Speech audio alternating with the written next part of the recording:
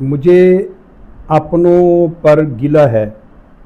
بڑے ادب کے ساتھ میں علماء اہل سنت کی بارگاہ میں عرض کر رہا ہوں، اپنوں سے مجھے گلہ ہے اور غیروں پر اعتراض ہے، اور غیروں کے آگے میرا سوال ہے کہ جب شہدائے کرب و بلا کا ذکر ہوتا ہے تو صرف سیدنا امام حسین علیہ السلام، سیدنا حضرت عباس علمدار، سیدنا علی اکبر، سیدنا حضرت قاسم اور سیدنا علی اصغر کا ذکر ہی کیوں ہوتا ہے؟ ان کے علاوہ اہل بیت کے کل 21 افراد تھے جنہوں نے جام شہادت نوش کیا کرب و بلا میں، تو وہ 21 افراد میں جو باقی ہیں ان کا ذکر کیوں نہیں ہوتا؟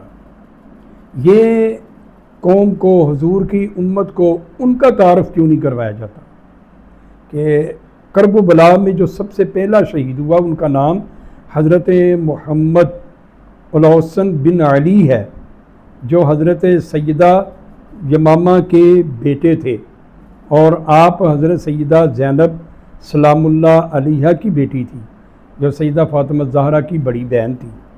ان کا ذکر کیوں نہیں ہوتا؟ ان کا تعارف کیوں نہیں کروایا جاتا؟ حضرت سیدنا ابو بکر بن علی، حضرت سیدنا عمر بن علی، حضرت سیدنا عثمان بن علی علیہ السلام، ان کا ذکر خیر کیوں نہیں کیا جاتا؟